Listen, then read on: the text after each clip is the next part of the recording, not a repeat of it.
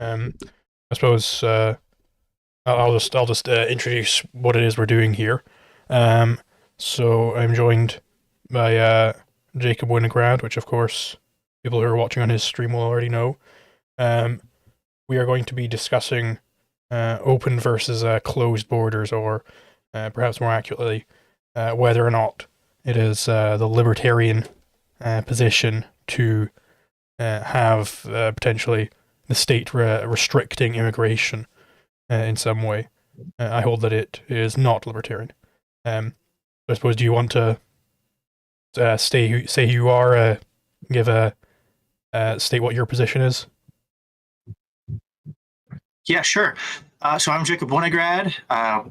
For those who are watching from Zulu's side, I'm the host of the Biblical Anarchy podcast, which is a part of the Libertarian Christian Institute, part of our Christians for Liberty network. I'm a libertarian ANCAP, and I focus a little bit more on the theological side.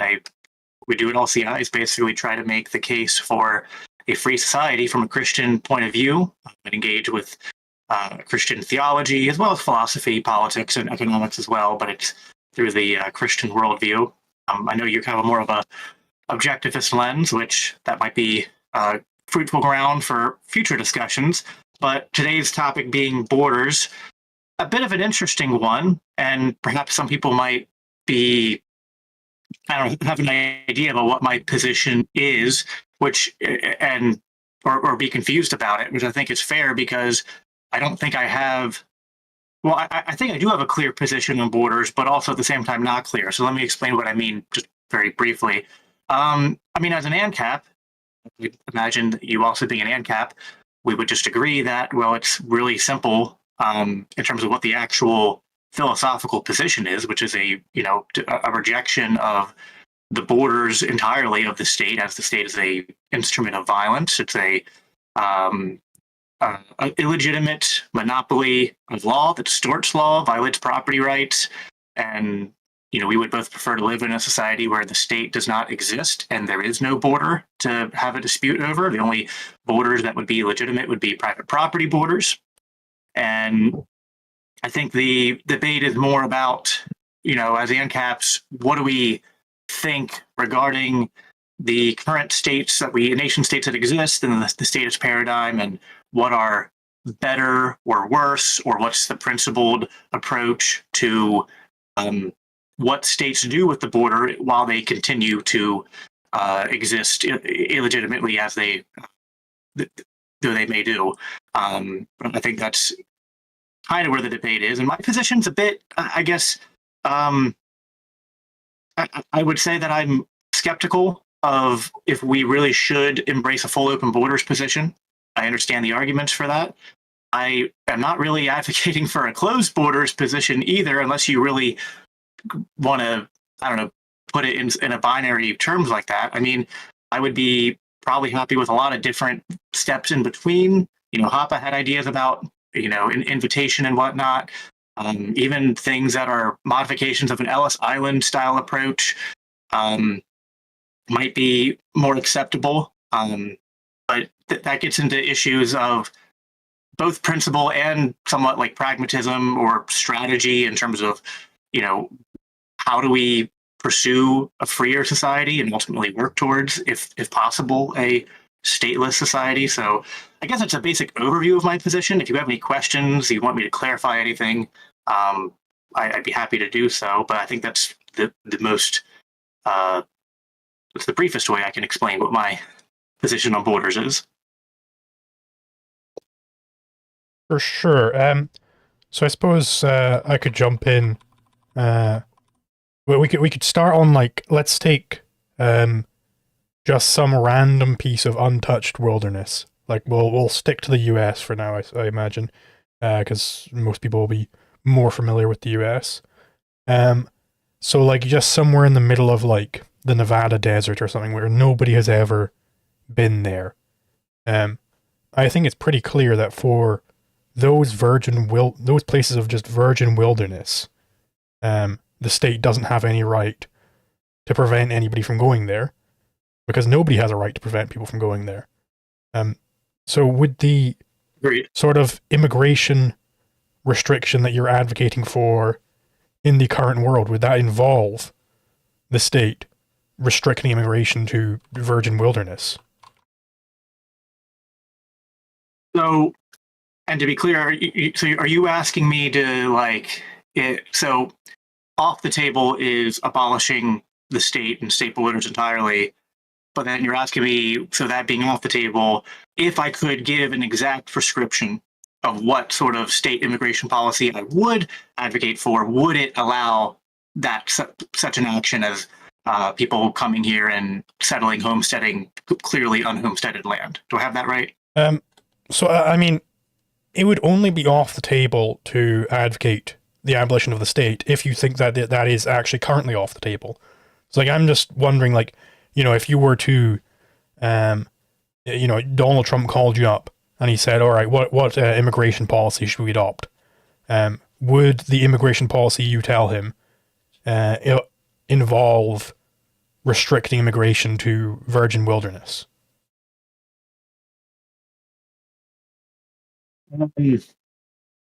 I would say that I would, in a generic sense, I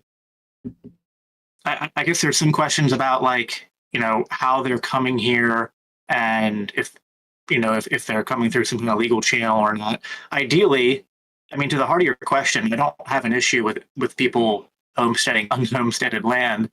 And in general, I would want to pursue policies that make that easier for everyone to do that, both people already living here in the States and people who wanted to move here.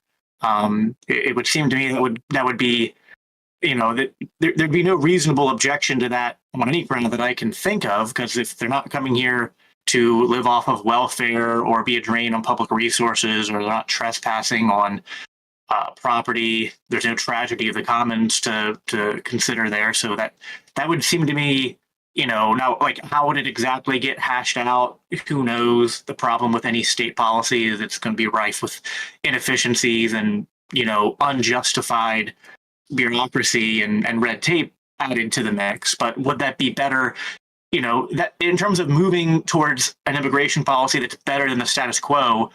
That would be something that I would, you know, love to see included on the table. Okay.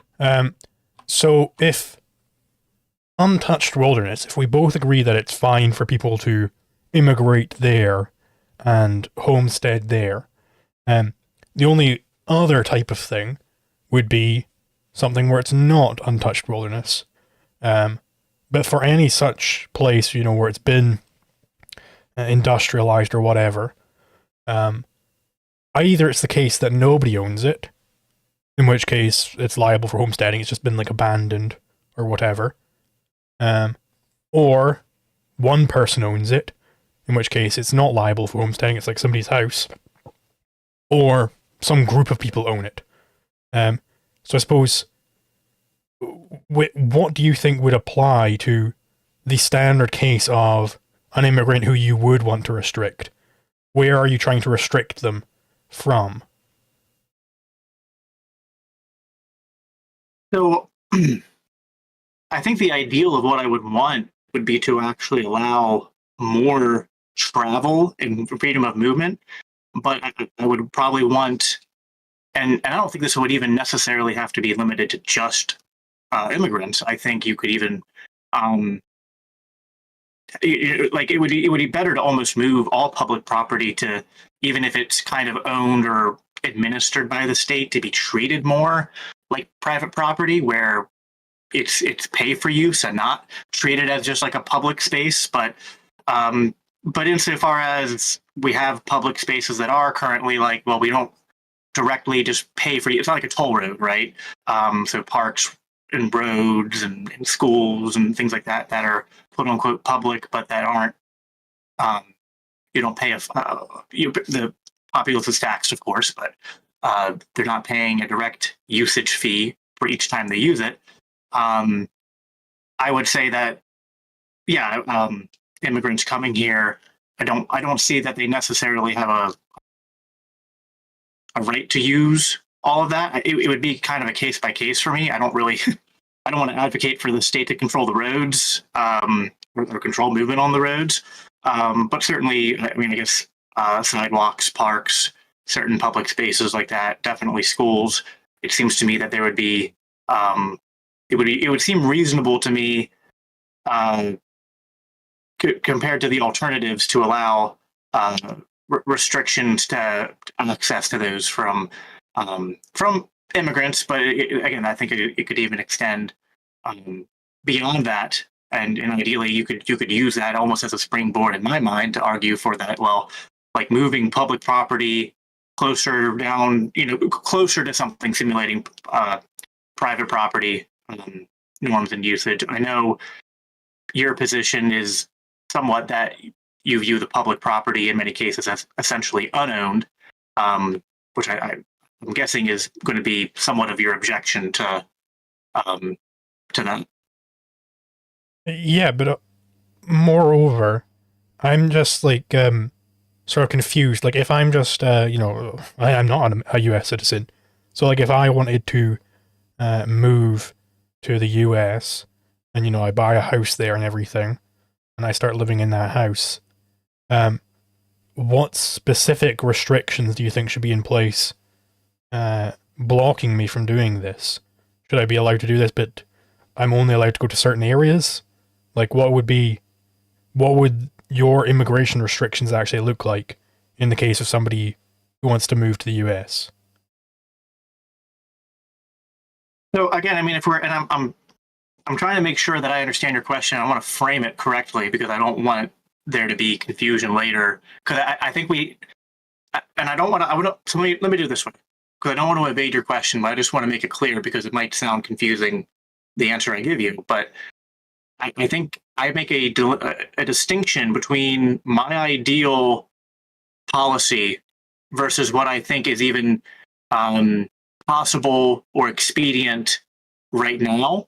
And so it's possible that you've seen me, or other people have seen me say, "Oh, I'd be okay with X policy," and what so let's say and I would acknowledge that there are many policies that other libertarians who are not for open borders have advocated for, and all of this, they to perhaps varying degrees, depending on how you want to conceptualize it, just violate the NAP, and they're not ideal. I'm I guess more of a gradualist in my approach, where I'll take things that are imperfect if I think they're moving in the right direction or warding off some of the worsts of state control and state intervention.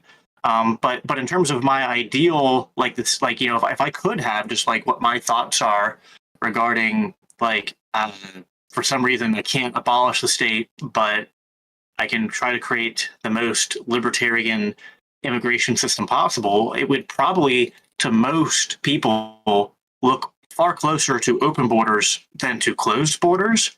And I'm, in general, probably in favor of maximizing the freedom of movement across all borders, both the national borders, the state borders.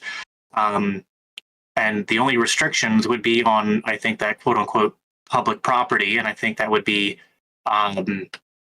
again, sort of a case by case basis. And even in those cases, it would hopefully be also on the table to move towards treating them more as private property. So, like, instead of public parks just being everyone comes and uses them, then, like, maybe you have to pay a fee to go use the park or something like that. And it could be a sort of surrogate transitionary stage on the route to eventually privatizing state parks entirely, which is the goal, right? To privatize all property and have it be in accordance with the NAP and ANCAP conception of private property rights. We unfortunately live in something that's quite distorted from that. And so I think, I mean, put it this way, like, there's a few options to get to our destination. There's, like, collapsitarian, and everything collapses and we hope spontaneous order arises from the muck. Or there's some kind of gradualist, incrementalist approach. Or I guess like agorism or something just out competing the state, and the state just dissolves. If there's other options that I'm not considering, or that I'm forgetting, perhaps those are on the table as well. But yeah, I think that's part of the problem of the complicated matter of this discussion is that I always want to make sure I'm grounded in the ideal, which is the abolition of the state and of the state border, and just barring that, I think everything else is going to be unsatisfying and imperfect. But I think we can sort of rank order all possible state immigration policies in terms of the preferences, and I just don't know that a total open border system where everyone comes in, everyone has full birthright citizenship, everyone has this full access to all public property, and then I think the main thing where you and I have butted heads a bit in the past was your claims of, and that includes like they can be in the parks and the schools and the other stuff, and it's unreasonable for the governments the government agencies that own those properties to restrict anyone. That's where I go. That's where I think that's. I don't see that as necessarily a given our philosophical belief in the NAP, and I don't view it as preferable in terms of like good transitionary stages between what we have now and something better. Okay, so just to be clear, like if you had a button in front of you, which would immediately this second remove all border restrictions across planet Earth, would you not press that button?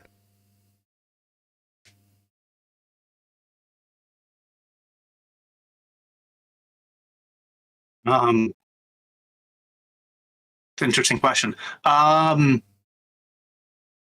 So we would still live in a statist society. We'd have nation states. Just all the nation states would just basically say free movement in all directions. Mm-hmm. All the button does is opens every border on the Earth. I'd be tempted to hit that.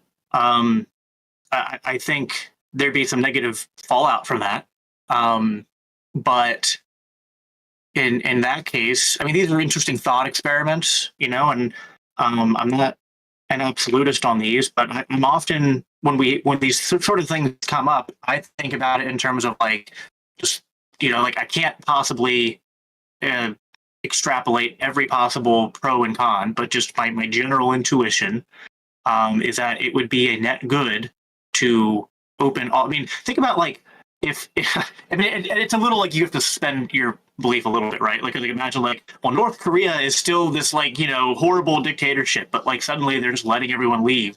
So I'm thinking about it like that. I'm thinking about like China. I'm thinking about there's so many countries, so many people living under quite horrific under quite horrific governments and regimes that aren't allowed to leave, and so I'm just thinking about that and thinking about the trade-offs, and it's like I'd kind of be tempted, even though I know there'd be some things on the other side of the ledger that would be perhaps negative. But yeah, I mean, in the same way that I said to Dave Smith of pull all the troops and put them on the border, in my head I was like, well, that's bad in terms of like, yeah, militarizing the border is not what I advocate for. But if it meant ending the world empire, ending all the wars and interventions across, the globe, and now the military is just here at home, well, that's a problem we still have to deal with. But that seemed like my intuition said that would be a win. Your proposal, I would lean towards, I think opening just all the borders simultaneously might cause some chaos, might cause some negative trade-offs that we might not be able to quite account for, but I still think the net good for a lot of people everywhere would be worth it. Would be my initial answer. What if it was just the US? Because it seems like a lot of your argument is like, well, there's a bunch of people in like really shithole places who aren't allowed to leave and everything. What if it was just the US? This button would open the borders for the US completely. Would you press that button? Do you think it would be proper to press the button?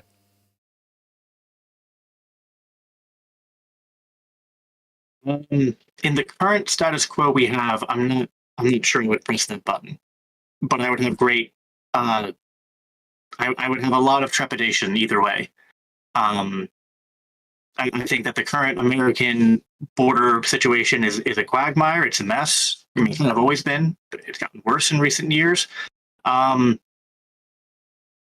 now, a more question would be if you asked me if you put like a gun to my head and said I had to pick a button, open borders or closed borders, I would pick open borders because I'm convinced the trade-offs of open borders, as bad as they often are preferable to the trade-offs of a totally closed border. If everything else was the same, and I had to pick one extreme or the other, I will always opt for the open.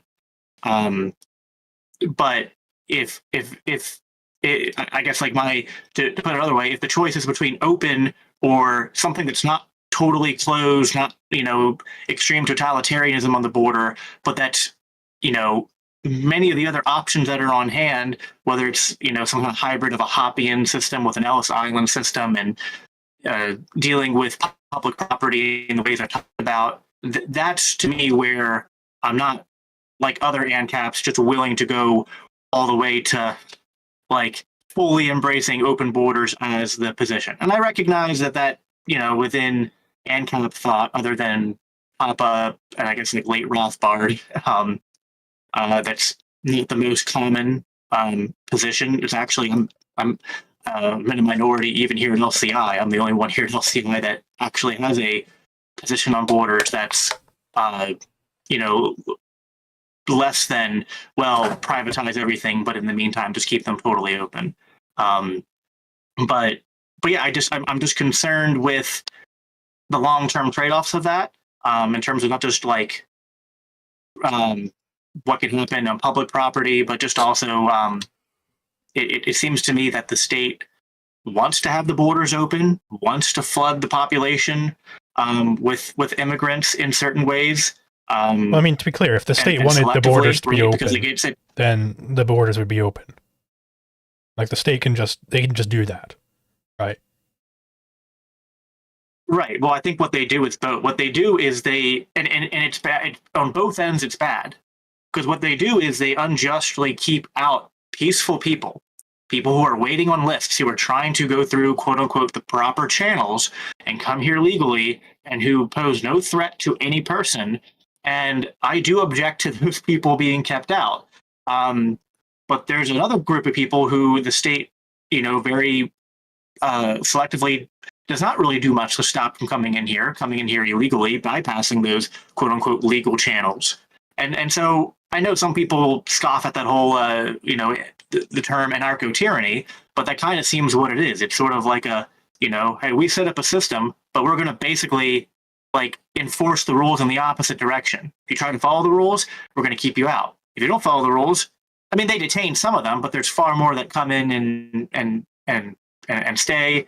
There's a bunch of NGOs who are and other groups who are bringing tons of people here who aren't even coming. They're not just coming from South America or Mexico and Latin America. Like they're coming from all over the globe. And I just wonder, I reject the state entirely, but if the state is like selectively going like, we'd love to, and we see this throughout history, not just in America. I mean, that's what Rothbard wrote about in Nations by Consent, how, in the fall, in the years of the Soviet Union, that people were very intentionally moved around, demographics were played with, and that was done to instoke ethnic tensions, to create, a sort of chaos, and to allow the state to, grab a deeper foothold in places. I mean, and that's part of the problem we have with what's going on between Russia and Ukraine right now, was that Russia settled a bunch of ethnic Russians in the Donbass region. And so it's not, I mean, to me, it's both ways. It's like, there's issues. I just wonder, are we, I never want to be I want to be clear about my intentions. And perhaps I'm wrong. Perhaps there's some things I'm not thinking through here. But my concern is that while closing the borders is a clear granting of the state of more power than we already want it to, we don't want it to have any. And I don't want to give the the state more power. I got very active during the lockdowns, and as I like to tell the total closed border types, including a lot of the MAGA people here in my own country, it's like, it's really hypocritical to be out there championing the total shutdown of the border as what you want when you were, and they're like, oh, but they're criminals. And I was like, okay, and you were a criminal when you went to a park back in the summer of 2020. Like, that's a ridiculous argument, and I reject that. I don't want to give the state the power to control movement because I know what it does with it. But it seems to me that when the state comes in and says that it's going to not restrict movement, but then it's on it's still interfering. It's still distorting. Like, I was going to put it this way.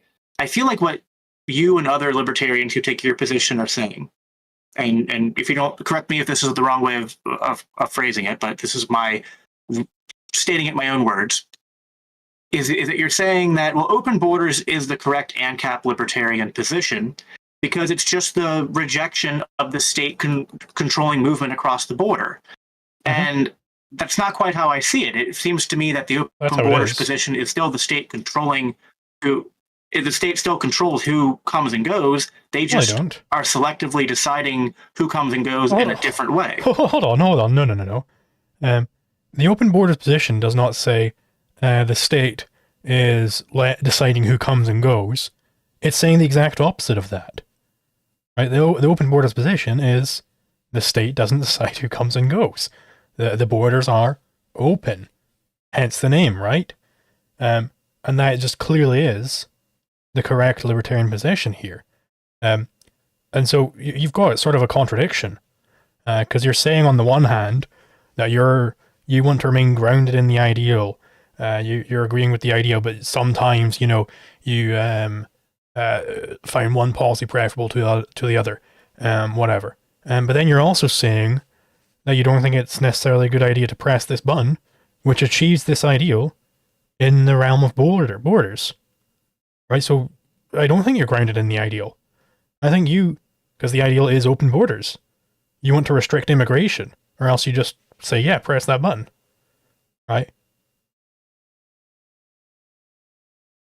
I don't have any desire to restrict movement. As an ANCAP, I understand that the free movement of people is just valuable economically speaking, but that it's one of the worst ways that the state can oppress people, restrict their rights, and the lockdowns were a global demonstration of the danger of that kind of power.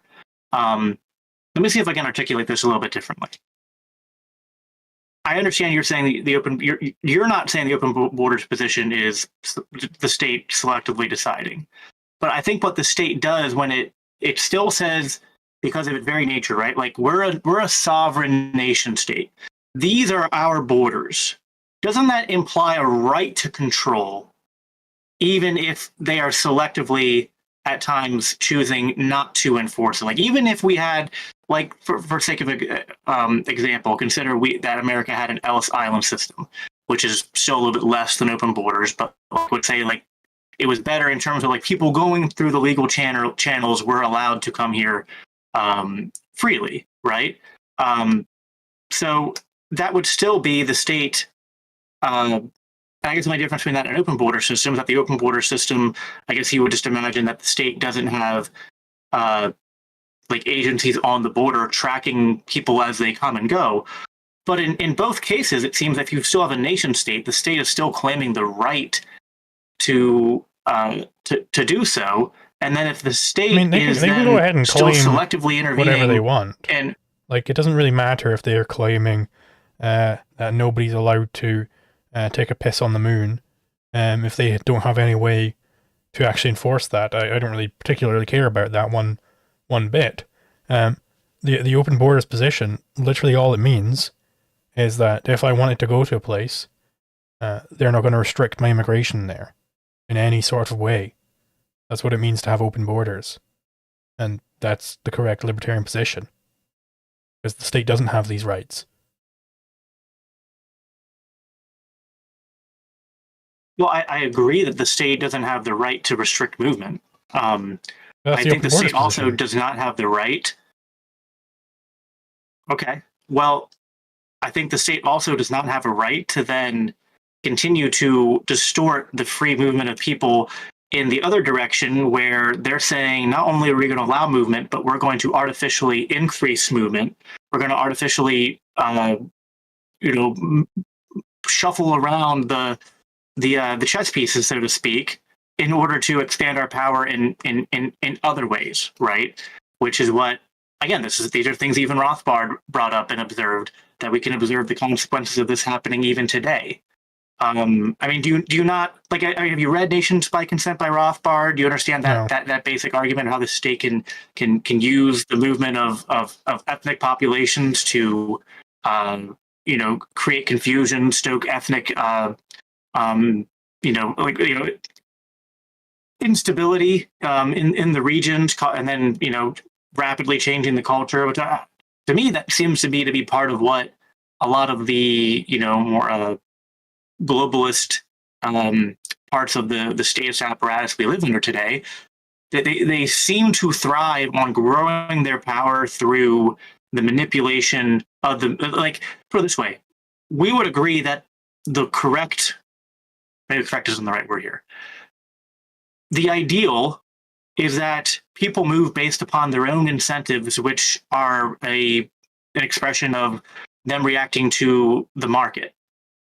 You would have to at least agree with me, even if you think that perhaps I am taking this then to a wrong conclusion.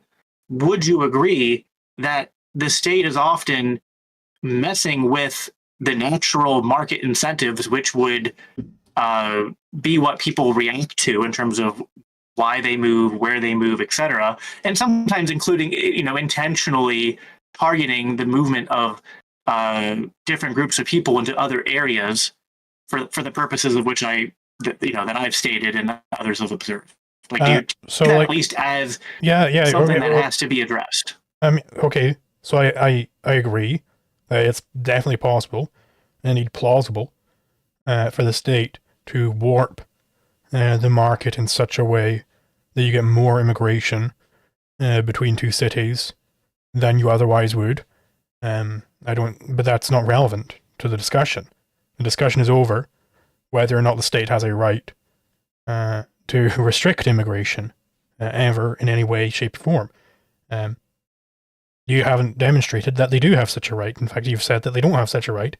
But what it means to say that they don't have that right is that they shouldn't be doing it, right? That I should be allowed to immigrate freely, and they shouldn't be stepping in there and restricting any of the movement. But then we're just at the open borders position.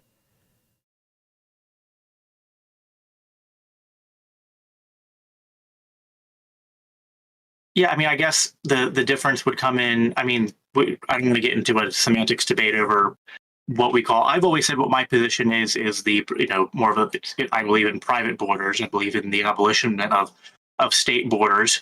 I don't like even when I was more on the open border side, I didn't like that label because it still seems to me to grant that, like, well, the state has a right to that border in the first place, which I don't believe in either. I'm sure you wouldn't agree with either. The state doesn't have a right to doesn't have the right to establish the imaginary line, even if they do nothing with it. Even though, granted, your point was, well, if it's not enforceable or they don't enforce it, maybe we don't care as much. Fair enough. That's a fair point. I think where the rubber meets the road is more of the, like, what do we do to get to where we want to be? And that's not just on the border issue. That's the whole pie. Like, I feel like perhaps, well, I'll tell you what you don't do.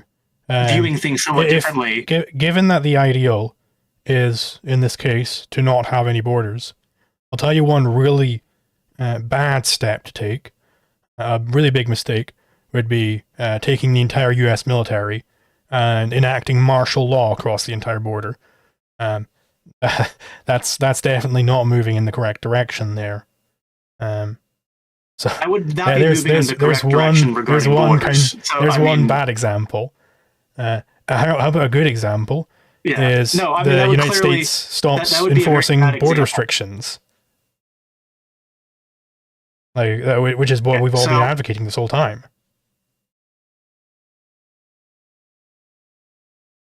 I suppose so this is where I was getting at before you said that bit there.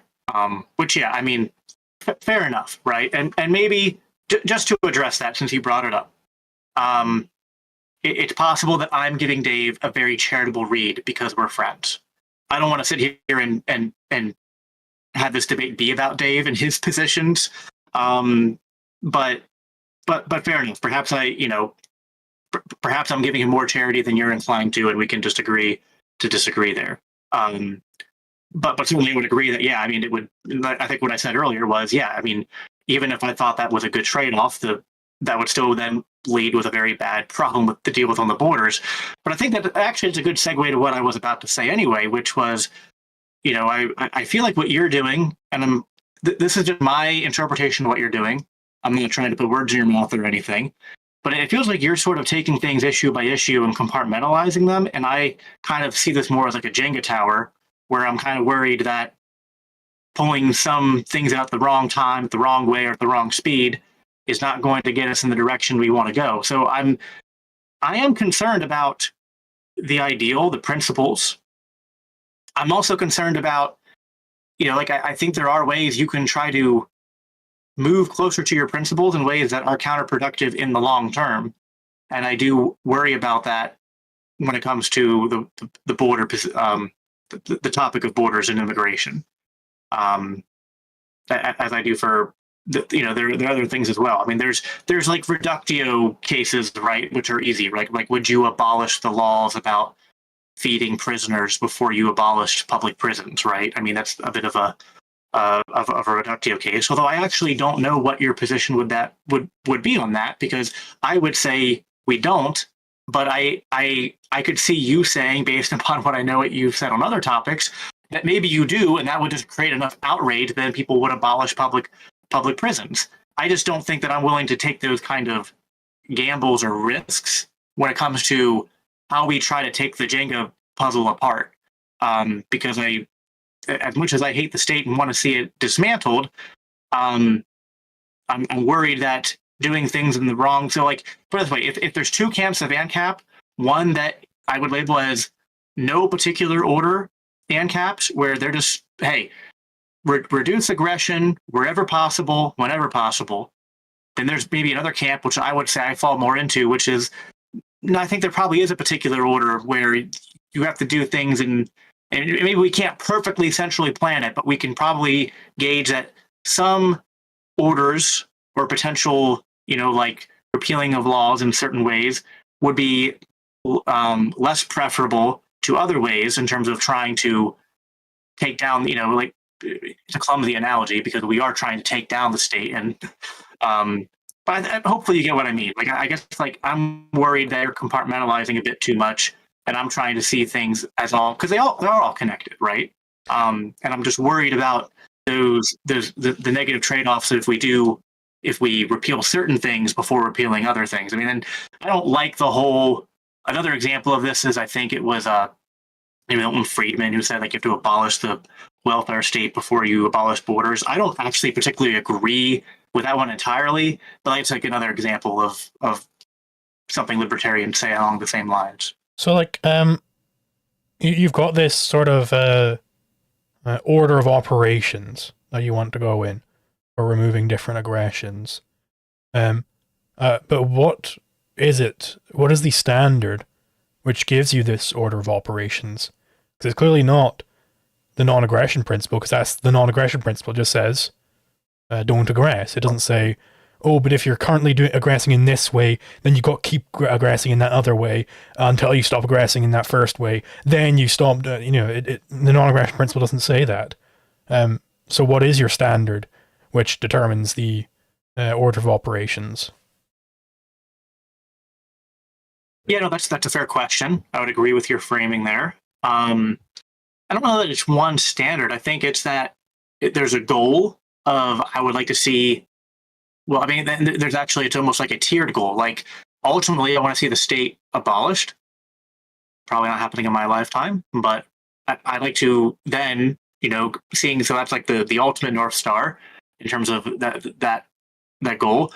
I would like to move things culturally and politically in the direction that makes that more likely, and that makes the world, the country I live in, the state I live in, etc., safer and more free for my children and grandchildren as we continue to move towards. So there's sort of like parallel goals here that I don't think are at odds with each other, but some are more, short term, and some are more long term. Some are more like, ultimate, lofty, like here's what I really, really want, and you try to move closer to that future.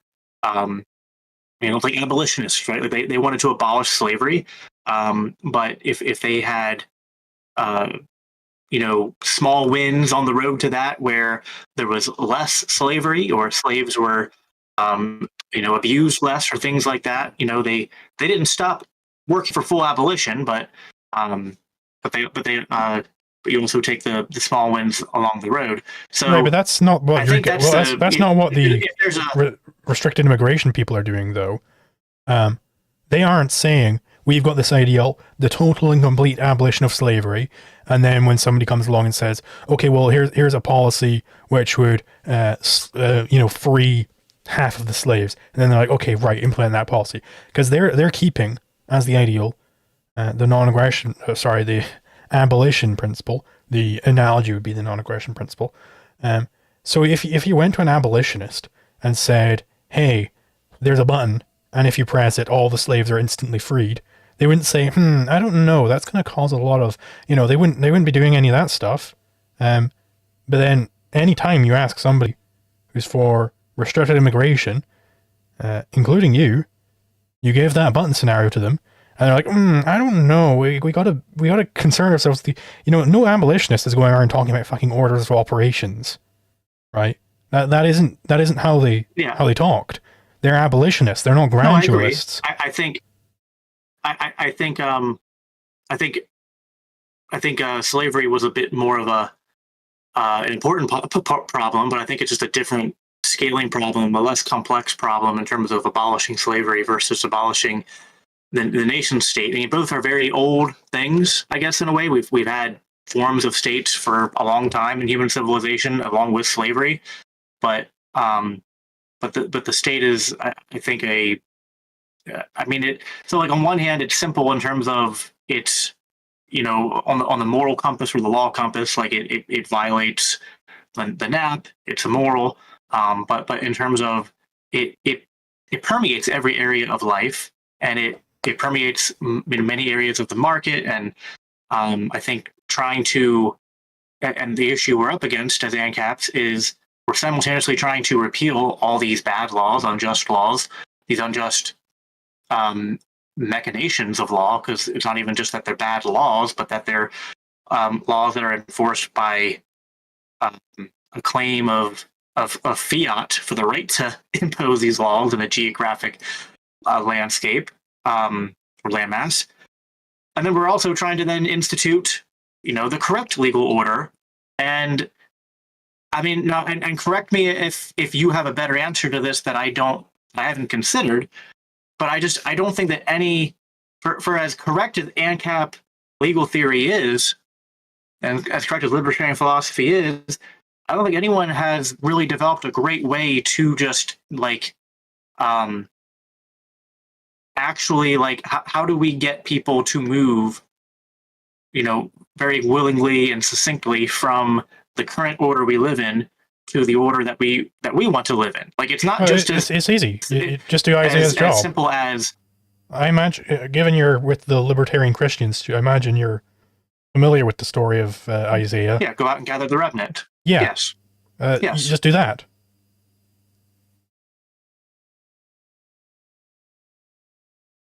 And listen, yes, we should always be gathering the remnant. That is 100% growing the number of libertarians and ANCAPs should always be the goal, and that's why a lot of my I'm not so Dave does a lot of work in political commentary, commenting on current events and whatnot. There's the Libertarian Party, which I was involved in for a time, not as much anymore. But yeah, my primary area of focus is education, mainly connecting the Christian worldview, the biblical narrative, the theology, and whatnot to libertarian principles. And I hope to, yes, convince more people of those ideas, which will definitely help get us to a more libertarian society.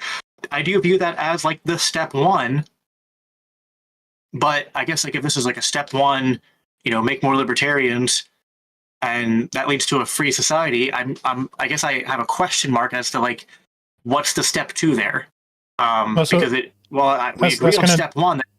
That's going to Go ahead. depend very heavily on like the specific circumstances you're in. So if you get, say, 10% of the U.S. population to accept libertarianism, a good step two would be find some state to secede from the Union or just dissolve the United States entirely. It's just a bunch of these individual states floating about. That would be a pretty good step two. The libertarians, they could all move to New Hampshire or whatever. Start carving out different chunks of area where there just is no state anymore. This is all very possible, but it really is quite simple. The main step is literally just reaching the remnant. That's literally it. Because once you've done that, then you shifted the philosophy, and everything else just is downstream from that. It's really like neither here nor there how specifically that they will implement some sort of an anarchist region. That doesn't particularly matter. It just is going to happen if you convince 10% of the people to be anarchists. It just is.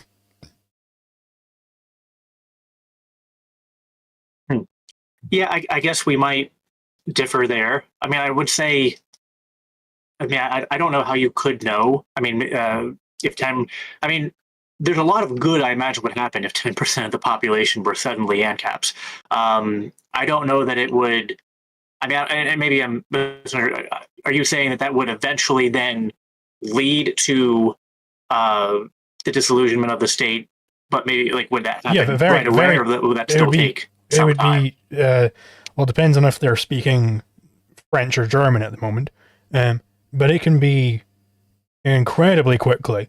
The Bolsheviks, after they collected their minority of political power, they were able to take over all of Russia in a fraction, of a few years, basically. It can all happen incredibly fast.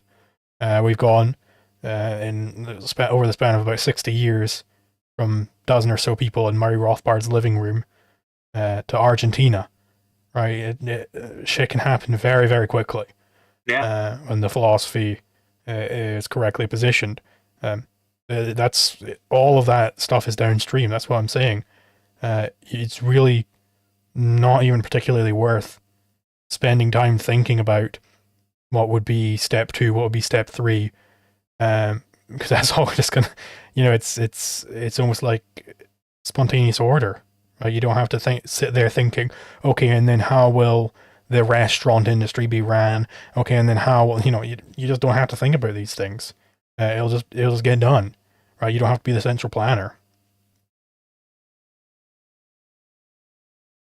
Fair enough, and it's perhaps I'm more anxious about it than is warranted. But I just don't know. I mean, past what's the expression? Past performance is a indicator of future performance, but it's not a guarantee. And I would agree with you that the movement, despite being a small minority, has grown rapidly from Rothbard to now, and Malay is encouraging. Although I'd be, well, I don't want to distract too much on this debate. I would be curious to do a deeper dive on your thoughts on Malay, because it doesn't seem to me that everything he's done is, been perfectly. Like, it seems to me he's done a little bit of what I'm talking about. Like, he hasn't just like, well, I'm just like, randomly, spontaneously, privatizing and rolling things back, and like he did prioritize some things over other things in terms of like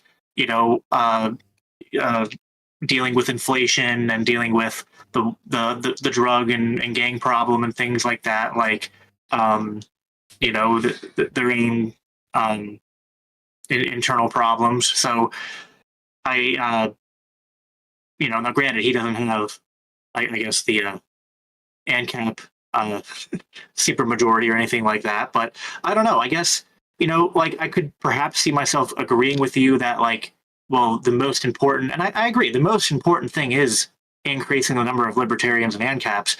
But I don't think that has to be at odds with current goals of like, well, what do we do about the muck we live in right now? To be really precise, what it is at odds with is kind of like pussyfooting around the radical principles.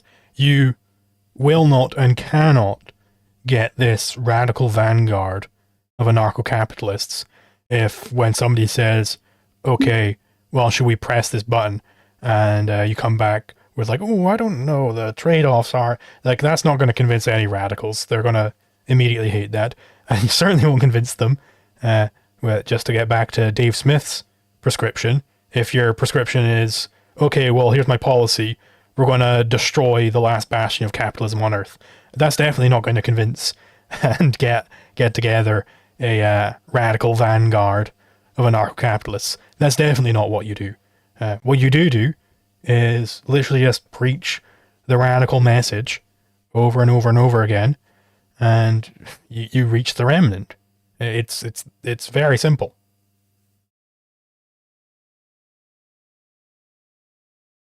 I mean, you make it.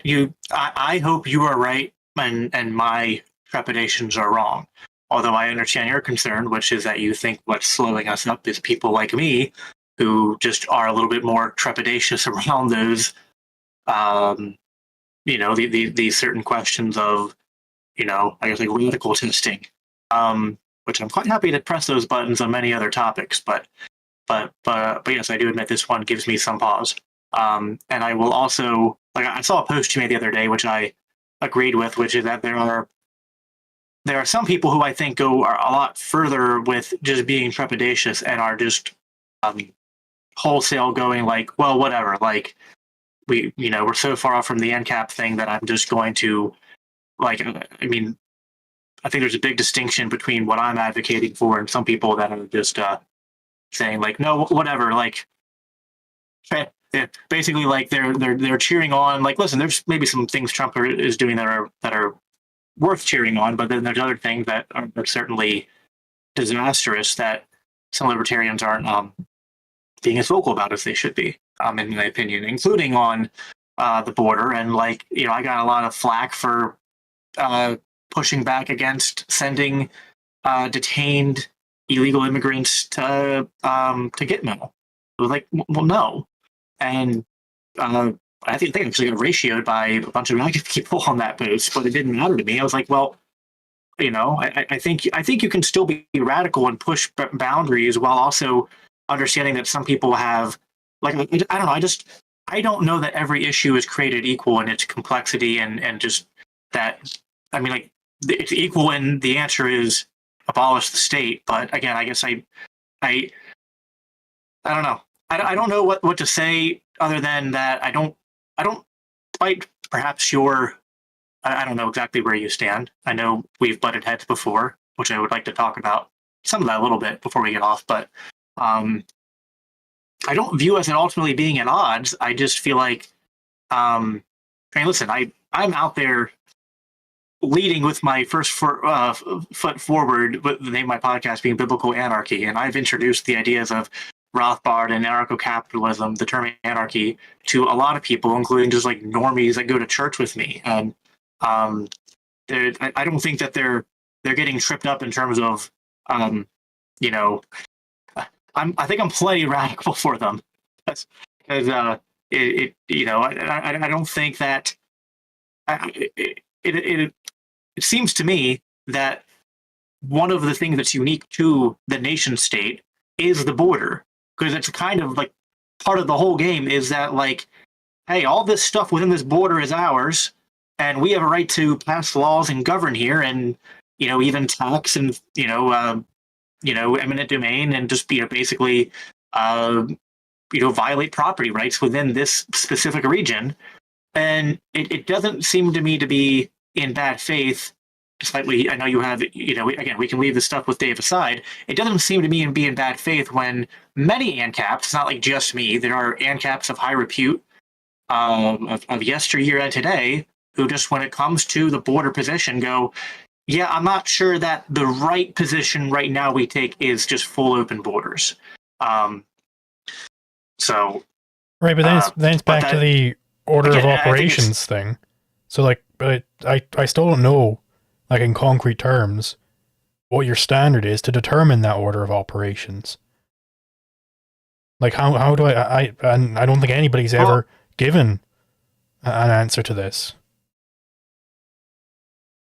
Well, let me do my best here. I can't give you an exact order of operations, but what I will say is that based on what I just said, which is that the border is one of the most unique and fundamental aspects to the existence of the nation state, it appears to me that that almost has to come more towards the end of the abolitionment process itself. And in the meantime, the best you can do is pursue policies where you're balancing what is what you can get the political will to pass that is in the direction of reducing aggression and reducing the state's influence. And in terms of my initial, I think what we kind of start at the top when we were asking, like, what would I advocate for? I mean, what I was advocating for was, the increase of people's ability to come here. It's not for the status quo, and it's not for it's not for bringing the troops and putting them on the border. It's just not a full embrace of the term open border, or the, I guess, underlying argument that, like, well, the only thing I should be advocating for right now is just, well, the state should just not have anything to do with it at all. And my reasons for that are and in terms of the order of operations, yeah, I think it's hard to know. I mean, I guess there's a lot of debate over where we would start first, but in terms of why I think the border has to be later in the equation, I think it has to do with the fact that it's just the most like, a lot of people are just going to have a hard time, like, well, we have the nation state, it puts a claim on the border, and that's, it seems to me that you're going to have a lot of, you're going to have to not only increase that libertarian ANCAP vanguard, but you're also going to have to, move down a lot of other barriers in terms of deconstructing people's faith in central planning and skepticism of free markets before you get them to, meet you all the way into the abolishment of the nation state entirely, which has to do with that border, at least as part of the fundamental equation. Then your argument is that because the border is such like a core feature of the state, that therefore it has to come towards the end. But it strikes me that means it is even more crucial that you get rid of that one. Like, I think you've inverted, well, if there is to be an order of operations, you've inverted it.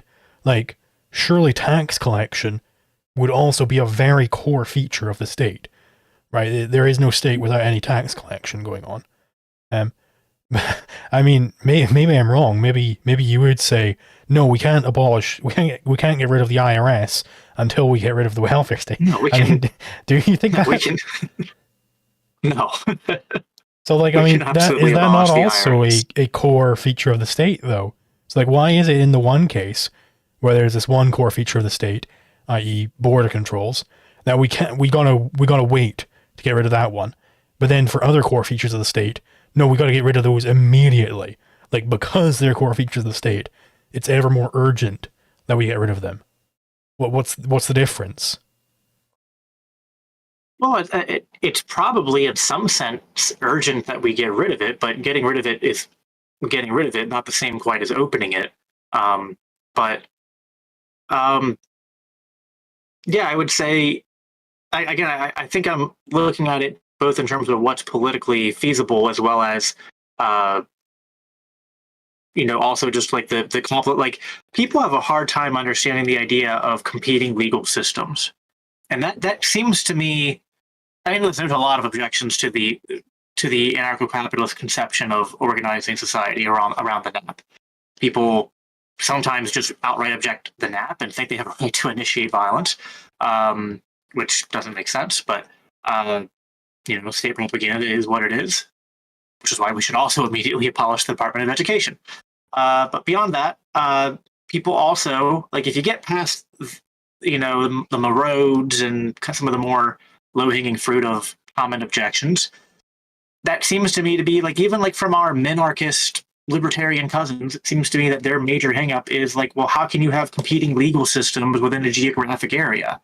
And that expands to other things. People have just a hard time conceptualizing how to organize society in the way that we are proposing. And to their credit, people are naturally skeptical of new ideas, of massive change, and what we are introducing, although it's not that different in the sense that we could just say, well, listen, we live in the entire globe, and within the globe, there's competing legal systems, right? But still, like, I think that's a fine objection. That's the right answer to that objection, rather, to say that there's anarchy between legal systems already.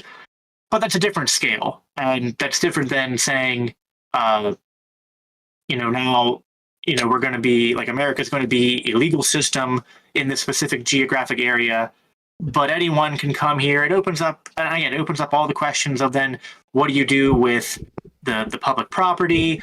What laws are enforceable upon these people who are coming here? Who gets to be citizens? What rights? Like, you open up all these other questions that I think people are going to be and again, just to be clear, I'm not even saying that I want to then impose the restrictions on the travel, because I understand the problems with that.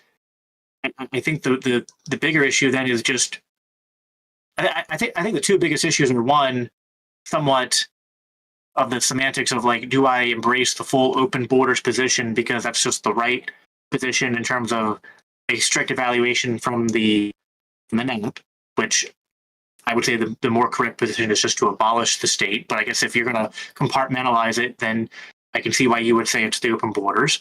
But again, I think the other thing is just it's the tragedy of the commons, and it seems to me that if you don't have the ability to abolish the state and privatize everything, that when you then just open the borders and you don't deal with the tragedy of the commons, that is the opposite of playing the Jenga puzzle of rolling back the state in a smart way, in terms of just how I view it. That seems to me to be like the way that it's actually going to push people away from our ideas, because they're going to, like, it seems to me, and I know I've rambled on for a bit here, but let me try to steelman this point and get you to respond to it. And I will say it more charitably than how Dave did it, because Dave was very aggressive in how he said it. But I kind of see the argument when he compared open borders to communism, because it seems to me that if you say that these people have the right to come here, and then we can't restrict their access to public property for the reasons you've given, like it's unowned, etc., that you're saying that then almost everyone that has a right to use that property, and that no, I don't know, there's something about that there's at least a similarity there. Pause. In terms of saying it's specifically not that everybody has a right to that property. It's that somebody should get in there and homestead it, and then he's got the right. You don't have the. Okay, fair enough. But still, I think I think that's also still going to, like, I don't see people accepting that readily, right? Like, I don't think people are going to accept the homeless person going onto the slide and saying, this is mine now, and then, you come in and make your argument, and then suddenly, everyone in the township goes like, okay, yep, no, perfectly reasonable. This whole park, or this, at least the slide at least, is now, it has been homesteaded by these homeless people, and we can't do anything about it.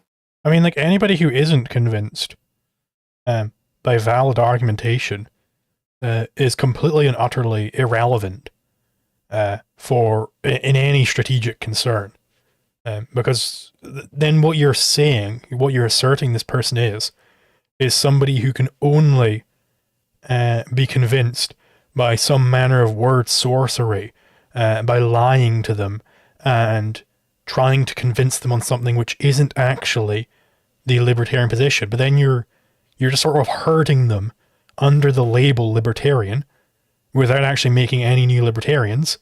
And in the meantime, you're then pissing off the vanguard of libertarians who you need to win. You're pissing them off, disenfranchising them, and then they're not going to be wanting to get involved in the movement. And any who do want to get involved in the movement, they're going to have to wade through just a bunch of fucking chaff, just a bunch of nonsense fluff in the way of them finding another member of the vanguard to discuss these things with. Because you've then herded in a bunch of sheep who are utterly irrelevant and cannot grasp rational argumentation. This is a complete failure. You're making fiat libertarians, but that just destroys the movement, right? In the exact same way that fiat money destroys the economy. In any case, if you're bumping up your numbers through just this artificial fakeness, it's gonna bite you in the ass, no matter in which realm it is. So it's just a terrible idea to be trying to change the messaging to try and appeal to people. That is death for any sort of radical position.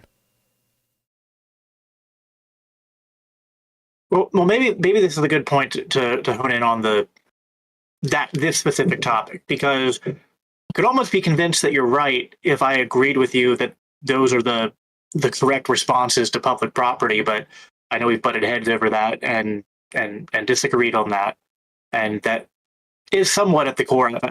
I've been trying to sort of like not, there's the debates over the immigration stuff specifically, but then there's also this. What do we do? How do we view public property? We had that impromptu debate with group property, which I'll confess I did poorly in, because I'd heard your arguments in your video, but I had not. My focus is theology. I haven't kept up with some of the more modern arguments around the legal theory and looked into it more since then, and I just had a hard time on the fly grappling with the arguments you were making. I see some of what you're saying, the idea, just to lay the groundwork for people who are not as familiar with it, that the argument that I guess like Dave or others who are on the not open border side and on that there can be restrictions on public property is to say that, well, like in the instance of a park, that like this park is sort of owned by the taxpayers in that specific township that were taxed to make this park. And so it's reasonable that they could, in the same way a private property owner can exclude people. That's, a basis of ownership is the ability to exclude. That they can then create rules to exclude people that they don't want from the park, including either people who haven't paid taxes or if not that restrictive, at least like certain types of people, like people who are identified as homeless or engaging in certain behaviors, like shooting up drugs. And your argument is against that was that, well, we can't view it that way because we can't say that the taxpayers own it, because that would be to say that they own it as a group, but that it's not actually logically coherent or workable with the NAP to invoke the concept of group ownership. Because, and you demonstrate this by, I think in a video I watched later, and you brought this up when we talked, there was the stick. Then we had to talk about who paints the wall of my house yellow. And whoever ultimately, like if there's a dispute between the 2 or 3 over people who own a property, but who gets to do something with it, well, at the end of the day, when that dispute is solved, the person who got their way, they're actually the ones who are exhibiting ownership and not the other ones. And so you can't simultaneously have, if ownership is the ability to exclude, well, they can't all simultaneously exclude themselves. So do I have that more or less right? Is there anything you want to add or Yeah, clarify. that's basically correct. The only other thing would be to like link this to the fact that like the collective doesn't actually exist.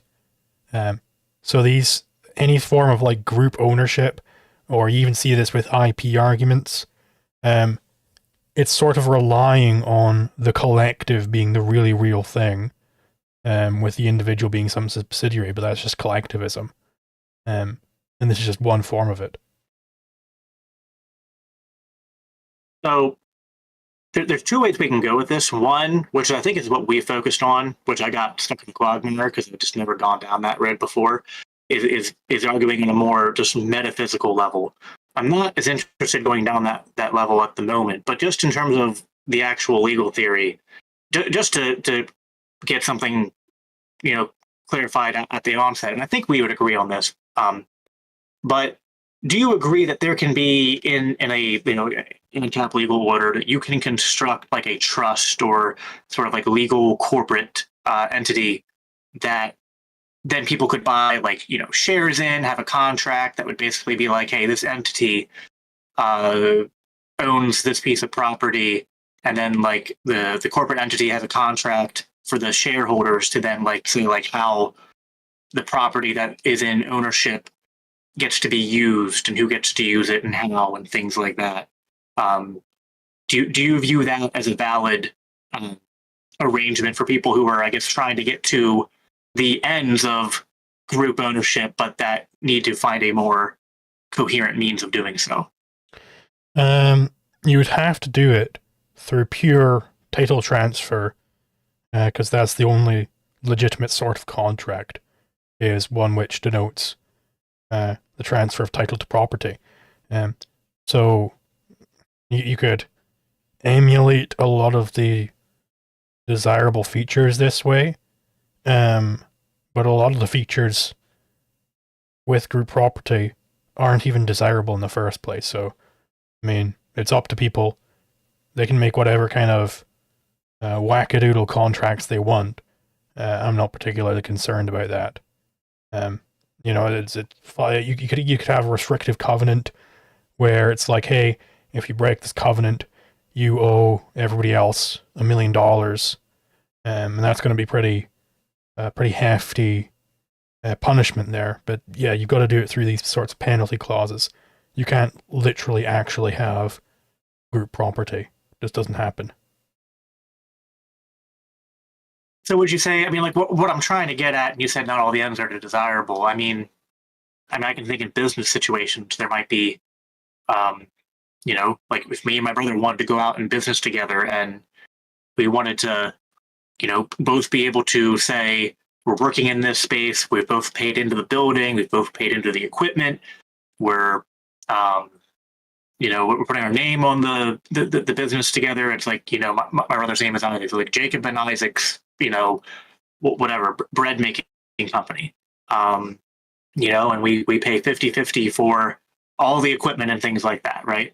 And so like, can we make Jacob and Isaac's bread making company a corporate entity that then has clauses that say like, like in this entity owns the building, owns the ovens, so the company, things like that. The company itself can't own anything because the company is just a web of contracts. The way you'd have to do it is one of you is like the CEO or whatever and actually literally owns that property. But you could have a bunch of penalty clauses set up where, if you go in one day and you want to throw out all of the bread that you spent a bunch of time making just for fun or something, that then you got some sort of penalty you've got to pay out to your brother, and maybe that could even include transferring title of all of the company property over to him. You can get pretty creative with these types of things. That's all fine. Okay, but well, it's not the company. That's different it. than what I've heard. That's different than what I've heard other people. Like I've talked to Jack Lloyd about this, and he was arguing for more the things I was saying. So I guess it's not unrelated to what we're talking about, but this this touches on a subject which I've heard your answer to what I'm about to bring up is that contract law does not is sorry no the NAP is antecedent to contract law, right? So you have to have objective law before you can. And I guess I understand that argument, but in a polycentric legal order, right, you're going to have competing legal systems. Well, so I'm not a polycentrist. So you're going to have this concept. Like I completely reject polycentrism. I think it doesn't work. I think David Friedman made a big mistake when he tried coming up with that type of thing. I'm a natural law theorist. I think there's only one law, and it says don't aggress, and then that's it. And everything else is just derivative from that. So the reason for this is, quite simply, if it's just a stolen concept fallacy. Stolen concepts all around with polycentrism, because the polycentrist wants to have it that you can have laws arising on the market. But what does it mean for a law to arise on the market? Well, they can't actually identify the market in the first place, because the way a Rothbardian would do it is he'd say, well, this is a market transaction here because it was non-aggressive. But the polycentrist rejects the non-aggression principle. So they're stealing these concepts. So it's just completely invalid. Let me put it another way. Do you agree that in a stateless society, right? So we don't have a monopoly of,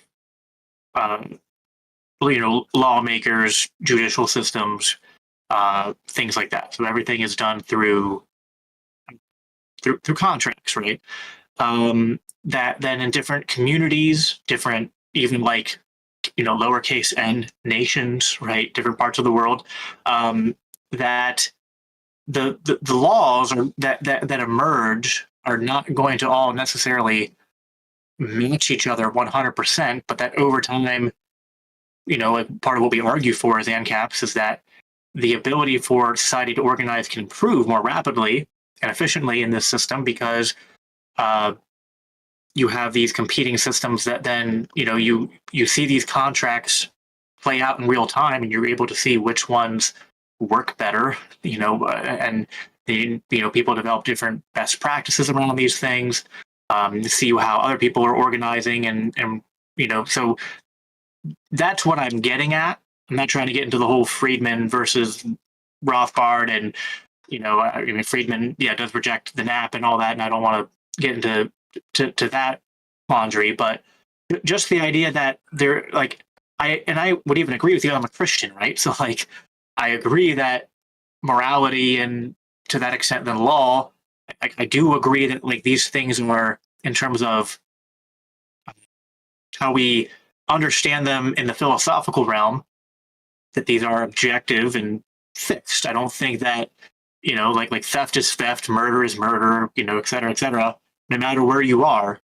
But just that the particulars of law and case law and things like that as they emerge in different areas, that can vary. And we would even probably say and agree that there can be times where it can emerge somewhere and it doesn't actually accord with the NAP.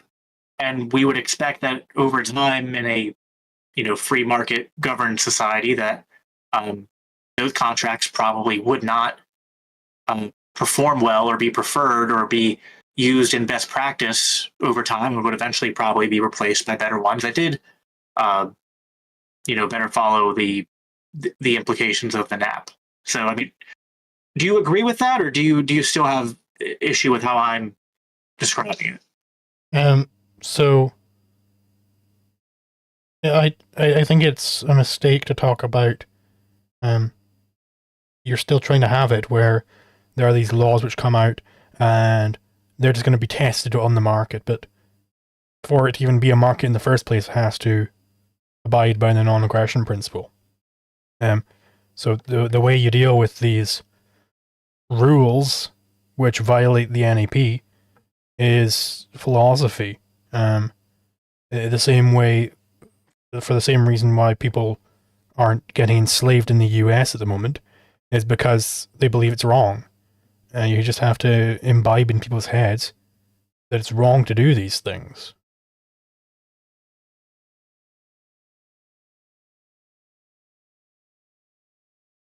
I'm trying to follow what you're saying. So you don't. All right, let me put it this way.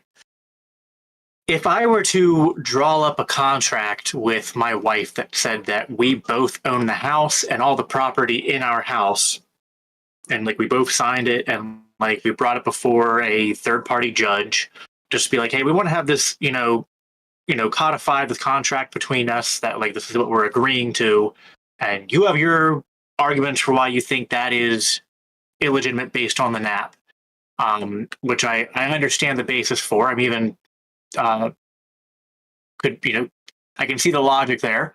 But what's stopping the judge from signing off on that contract and then, enforcing it later? And let's say like it's a really well-derived contract, which is like, hey, if we ever decide we don't know how we're going to use a piece of property, then it's like, well, then, the property gets sold based on this contract we have agreed and it's split a 50-50.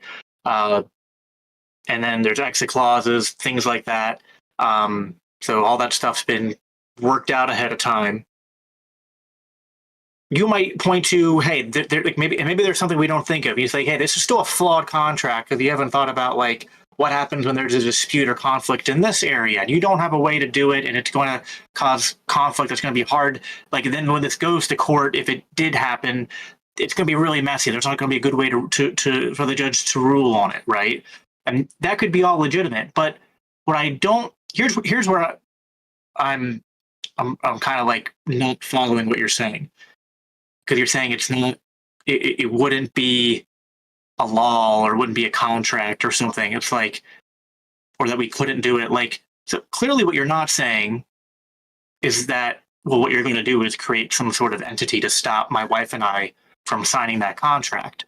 But it almost seems like you're saying that like either we couldn't because just no one would believe that contract was legitimate, or if that's not what you're saying, I don't understand what you're saying. But that seemed to be almost what you're implying. What I'm saying is that like it's perfectly possible for people to play pretend and make believe that they've got all these nonsensical property arrangements, but they just don't. That would be an invalid contract. So no titles were transferred at all. You can make believe as much as you want, but reality doesn't care that you're pretending. That's my claim, is that there's an actual real law on the matter there, and it doesn't matter how many people evade that law. It just still is the case. So if there was a group of people, let's say it's a large, let's say, I don't know, like the size of New Hampshire, right? Let's say the Free State Project succeeds in their mission. They secede from the Union, and then they like abolish their like state charter, and we're like, hey, we're just, anarchist paradise, baby. But then they all, because they're just haven't studied the theory enough, they're all invoking contracts that include a lot of contracts of the type I'm describing. So would you say that would not be an anarchist society or legal order then that they'd be living under if they were commonly using and adhering to enforcing these contracts that you view as illegitimate and as people just pretending and make believing? And if they're not living under an anarchist legal order, then like what are they living under? I'm not following what, like, I'm following part of what you're saying in terms of the underlying criticism, but just not in terms of like what so they'd be living under some sort of mixed what is law. Happening. So mixed law is specifically anything which is in between the non-aggression principle and the law of the jungle, where the law of the jungle is just laissez-faire, who gives a shit, do whatever the hell you want. So that would be some manner of mixed law. Stateless society with a mixed law. Well, you're going to have somebody. So it'd be like a stateless society living with mixed law. You'd have to have somebody enforcing these aggressions, I suppose you could have competing groups all enforcing these aggressions. So yeah, because stateless doesn't So necessarily are you saying mean that any anarchist. so stateless doesn't necessarily mean anarchist? So if it's not a state, so like if you have a third party um, court system, right? And it's not ruling in your by the NAP, it could be not a state, but also not anarchist. Yeah. If it was enforcing these contracts, okay. So we just wouldn't have a good label for it, I guess. Mixed law, stateless legal order. I don't know. That's interesting. I mean, I guess. Or you could Well, even have it that being there are like consistent. multiple states, right? That's another way you could describe it. If you want the state to just be any sort of group which is engaged in aggression, and that could even describe like the situation in some like lower Manhattan neighborhood in like the 40s when you've got the mob, you're paying protection money to the mob, and you're also paying taxes to the state, right? You could describe that as you living under multiple states at once. Yeah, sure. I don't know. And I'm trying to connect this back to the major point of what we were here to talk about, but because so I understand your position now more though. I've had a chance to ask you those questions because before it seemed to me like you could, based upon what I'm saying, that people could do, which I guess you're saying people can kind of do, but it's complicated. Like you're saying they'd have to use punishment clauses, but that there has to be some kind of title transfer, and so even like there can't be the establishment of a corporate entity that people own shares in. That it has to be that someone has a just like an actual ownership, but that they can kind of create a pseudo like arrangement that works sort of like what people want to have happen with group property with these punishment clauses. But yeah, I don't know. That it seems to me hard to.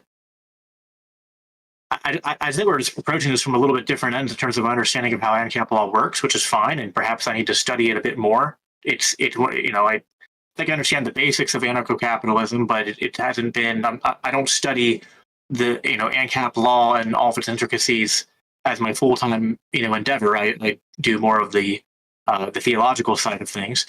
But I do enjoy learning about these things and thinking about them. It seems to me that there's a component of the our philosophy which is we understand aggression as the initiation of force, and I just don't see where there's force being initiated, and you seem to be implying that there's force being initiated in these things, which I just have a hard time understanding, other than I guess you're defining force in a very in a very specific way based on legal distinctions. So like let's take one example of a fake play pretend contract which it doesn't actually do anything. It would be like John transfers title of himself to Sally, and then the court comes in and enforces this. John's like, you know what, I disagree now. I don't want to be your slave. And then the court comes in and forces John to be Sally's slave. That would be aggressing upon John. That would be aggression. Yeah, no, I agree with that. But I don't see and how that's the case for any sort enforcing of these group property. Whenever you have anything which is not in alignment with the NEP, almost by definition, it's aggression. That's what it means for something to be not in line with the NEP. What does the NEP say is out of line? Aggression. So it's aggression, right?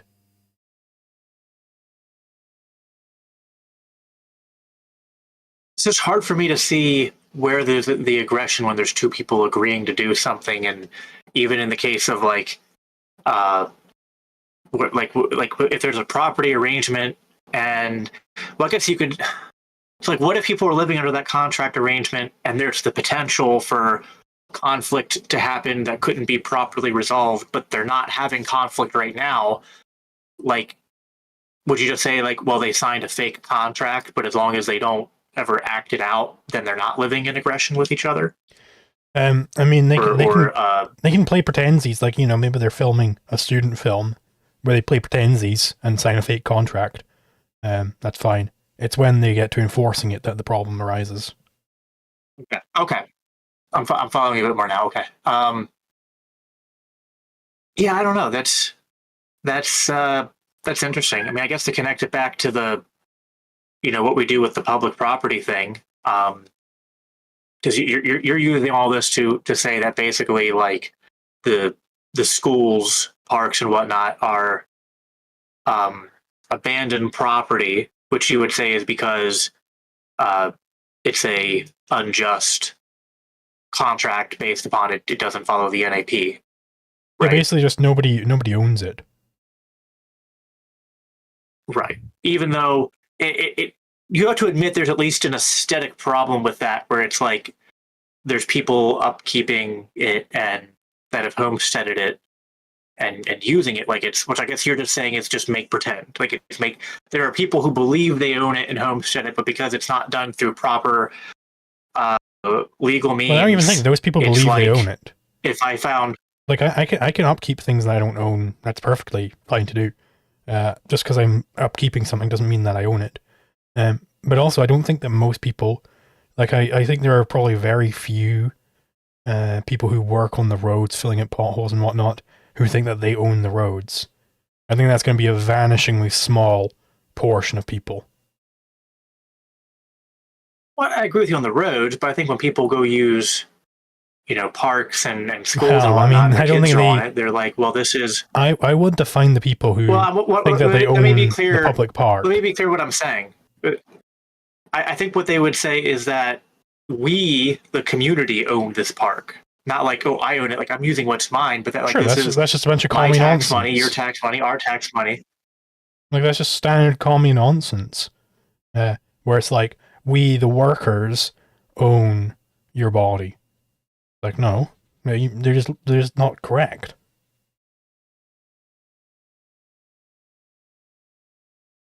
I mean, I agree with you. I guess, and then some people would say the township owns the park, but you don't think the township is a legitimate legal structure because it taxes. Which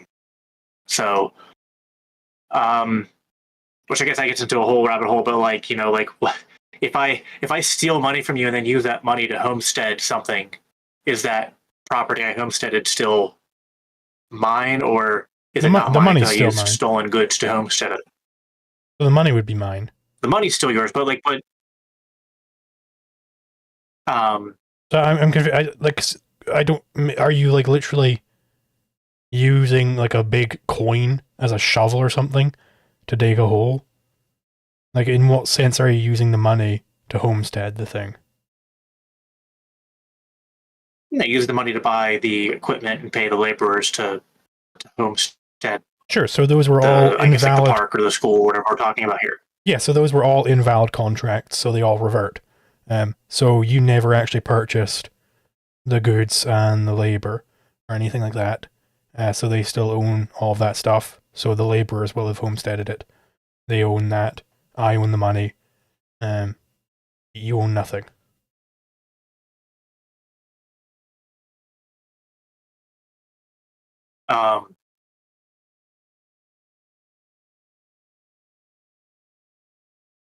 So like I said, if you steal money and then use it to homestead something, the money would still be owed to the person that I stole it from, but that the property I made using the stolen money can't be said to be properly homesteaded, even if it bears the features of homesteaded property, in that it's new, it's, you know, it's taken natural resources, land, etc. And, well, like, if it was, like, if you paid, for instance, Doug to build this hut for you, then it would probably be under the ownership of Doug, because the contract under which he transferred title of the hut to you wasn't legitimate, because you were using stolen funds to pay for that. so that reverts as well.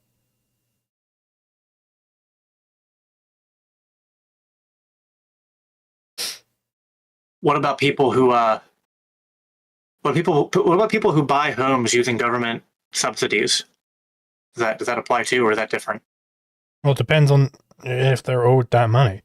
Like most people get routinely robbed by the state, so it's perfectly fine for them to take some of that money Fair back. enough. Yeah. But what if, I mean, like, what if it's someone who is not a net, like, you could show they're not a net taxpayer, like they've taken from the state more than the state has robbed from them? Well, it depends how much more they've taken. They're allowed to take double, because the state has, it's two eyes for an eye, basically. Retribution and restitution. Okay. Oh, dearie me, my tab has, my stream might have just gone down. Nope. Nope, I think we're back. Yeah, no, sorry, my YouTube Studio tab just crashed there. Okay. Okay. Okay. Yeah, no, yeah, I guess so. I mean, maybe there's a real extreme example where someone doesn't own their house, though, right? Like, I guess it'd be hard to think of. It might be mathematically unlikely, but it's possible someone has gone above the double. Yeah, I mean, like if the theory. the easy case would be just like, a government employee. I don't think they legitimately own diddly squat, basically.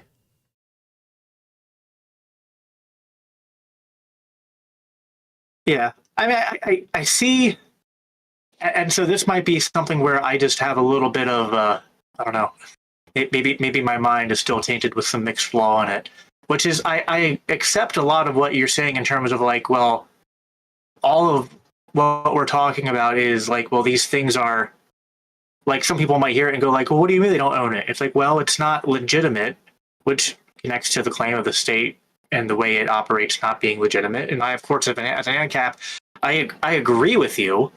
I guess maybe I'm just a little bit more of a filthy prag when it comes to, like looking at, okay, well, everyone is still operating under this make-believe, and this make-believe has direct ramifications on my life and my kid's life, unfortunately.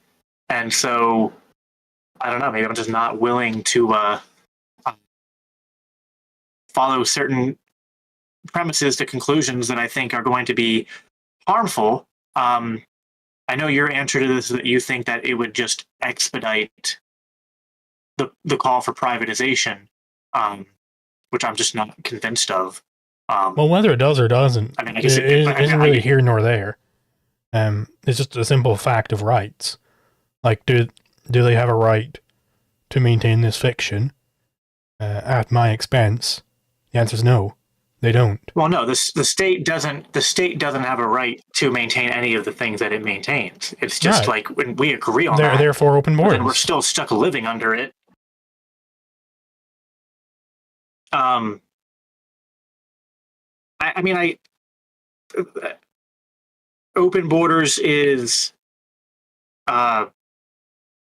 closer to what I want than closed borders. But I think there's I respect what you're saying. I think there's a lot of overlap. I agree we need to increase the libertarian vanguard. I would even agree that there has been I mean, I would say that there are times uncharitable takes towards people like me or Dave or others, but I think there's also been, from, I guess, more my side, quote unquote, uncharitable takes that weren't warranted either. And, I mean, this is a little off topic, but since we're talking, I mean, I once made a post where I reacted to something you said regarding CP, and that was not I gave you a very uncharitable reading because I didn't know you, whereas I give Dave a charitable reading because I know him and we're friends. But that, I regret that, and that was not right of me, and I think that you are owed an apology from me, even if we don't square up any of the other disagreements we have. I think what you were doing was just, which actually Casimir's in the comments on my stream, and He helped explain to me, I think, some of the motivations you have for doing certain things, which you're very motivated to increase the vanguard, and you think sometimes the right way to do that is to create, sometimes very provocative statements, and which are based on radical principles. And the people who are allergic to those, that they're not part of the remnant. The people who are at the very least not offended and want to know what you're saying, and then learn about what your principles you're alluding to are, you've got someone who's one of us, so to speak. So yeah, I think just on that subject, I understand the game you're trying to play. I just think that I'm playing a different game, which you ultimately think might be the wrong game to play, and you don't think it's the game that we should all be playing. And I don't know. I think we agree that education needs to happen, and that's kind of the most important thing. I just don't know that I think we have some divergent views in terms of what do we do with the here and now. I think that this would be an interesting way, and this would probably be like I think this is probably the last thing we talk on, because we're getting close to the 2-hour mark, and I told my wife probably 2 hours would be my max. But this is like, you brought up David Friedman. Like I know Friedman and others have had this debate over is it ever acceptable to violate the NAP? And so there's a whole you fall off the roof of a building and you catch a flagpole, and then you're now using someone else's property. And I've also said other examples, like would I violate property rights to save someone's life? Like, would say it was like my I was concerned about my friend or someone. I thought they were going to commit self-harm and unalive themselves, and so I said, well, I'm going to get into this apartment building, violate all sorts of property rights in the process to stop that from happening. Now, I would be a criminal and a trespasser at that point, and I think then the right thing to do is to say that I'd have to pay those penalties, or at the very least beg for mercy, petition mercy from the property owners, and say, hey, I know, I broke these, property norms. I probably owe you restitution and retribution, or whatever. Maybe I could petition for mercy and just pay restitution or something like that, and explain the mitigating circumstances and whatnot. So they're like those smaller, more granular examples. I guess when I'm evaluating the Jenga puzzle of rolling back the state, minimizing state harm, I'm what I ultimately want is to end the state aggressions, but I'm sometimes concerned that there might be some aggressions that are more tolerable than others in the pursuit of both reducing aggressions and other moral considerations, because morality, I guess, touches law, but they're not exactly the same things, and there are sometimes considerations that I think can be made where you think to do what is right or just might require you to act in a way that is not in accordance with the law. So I don't know. That touches on like 2 or 3 things right there, which I know is a lot. But what are your thoughts on that? Yeah. So I mean, just the other day, I sent a tweet saying you get 0 deviations from the NEP, because it's always this classic thing.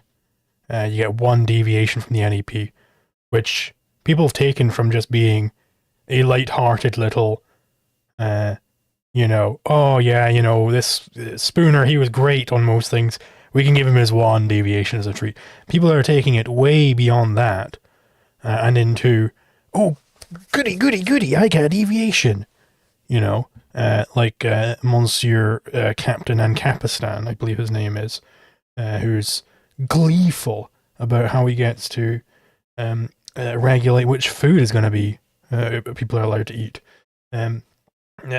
So I am completely of the opinion that law is a subset of ethics. So anything which is illegal is immoral, but not everything which is immoral is illegal. So I think it would be immoral to shoot up a bunch of fentanyl. I think that would be bad. I don't think that's going to be a good idea. But I don't think it's criminal to do that. Sure. Yeah. So, and a lot of these scenarios that people come up with are sort of ill-conceived. I go over this, I've got a section on this in my most recent video, Anarcho-Capitalism Responding to the Critics, where, like, you know, there'll be one hypothetical I was given was, okay, well, there's this scientist who's developed a laser gun which is capable of destroying asteroids, and then there's an asteroid coming in and the guy doesn't want to use the laser to destroy it. Would it be good to steal this laser from him, violate his property rights to destroy the laser? And I think, well, okay, if I am given this scenario as like a legitimate thing which is happening, you know, I get teleported into this situation, I have to ask, well, how the fuck did we get here? Why is it that there's one guy who had the foresight and the ability to develop this laser defense system, and nobody else bothered? You know, I'm looking at this guy who developed this thing as like John Galt. You know, this guy is clearly more capable than the retarded masses, and I'm given the setup of this scenario, I'm supposed to side with the retarded masses. Like, why the hell should I do that? They were retarded. They should live with their fucking fate, because they fucked up fundamentally. They could have, if they had put their minds to it, they could have also developed defensive capabilities. But they failed. They were epistemically negligent, and I don't think that these parasites, quite frankly, should be maintained at the expense of the producers. I'm always going to side with the producer in such situations.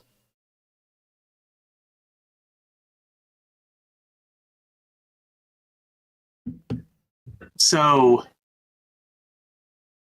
you're saying there's not a, I've heard this example before, actually. I remember Gene Epstein and David Friedman debating at the Senate Forum, and this example came up. So you don't agree with Gene that you just steal the device and use it and just pay the penalty later? Like, you're saying you wouldn't do that? I think that's nonsense. That's equivalent to me saying, oh well, I'll just go ahead and nuke this city because I feel like it, because I'm bored, and then I'll just accept the punishment and it's all okay. There being a punishment, that doesn't make it right that you did it in the first place. By the fact that you were getting punished, justly punished, means that it was wrong, right? If it wasn't wrong to do that, then you shouldn't be punished. So if it's right to steal the laser, the argument you should be making is that you should not be being punished. But these people, they implicitly understand that it is wrong, that you are a criminal, that you are a threat to humanity. And then they say, oh well, I'll just accept just this one deviation from principle. But what that means, a principle is a rule that you must follow in order to seek objective values. So what it means to say, I'll accept just this one exception to the principle, is to say, I'll accept just this one contradiction. But you can't just have one contradiction and then it just is all okay. No, that's not how it works. Reality will destroy you if you operate in this way. You have to operate on principle, or else you're just a blind, bumbling fool who can only luck his way into success.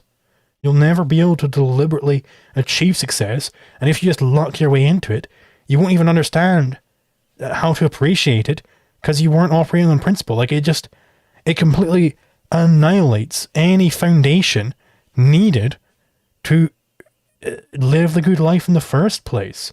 It's not possible. The moment you abandon principle, you cannot live the good life. So selfishly, you should not be stealing this laser.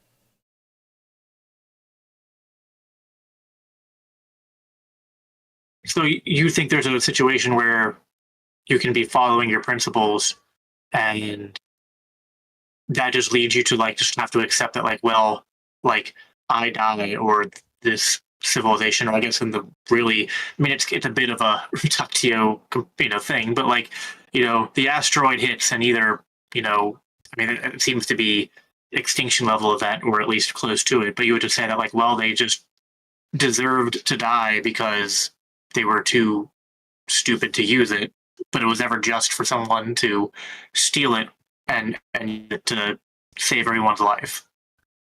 So, like, I mean, if nobody was like, if this is truly like, let's take a different scenario where it's like somehow, it would just be this one deviation, this one exception, and you'd been a good boy up until then, and this one exception will extend your life. Like maybe you need like a blood transfusion, and there's a man next to you, and you can just steal his blood. Like you can knock him out and steal his blood from him. I would say that's horrible.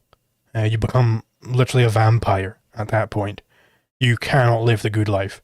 So, this is something that G, who came up with a lot of this stuff, says, where the measure of your life isn't its length, it's not its duration, but its quality, right? So the ethics isn't saying, here's how you live for as long as possible. It's saying, here's how you live as good as possible.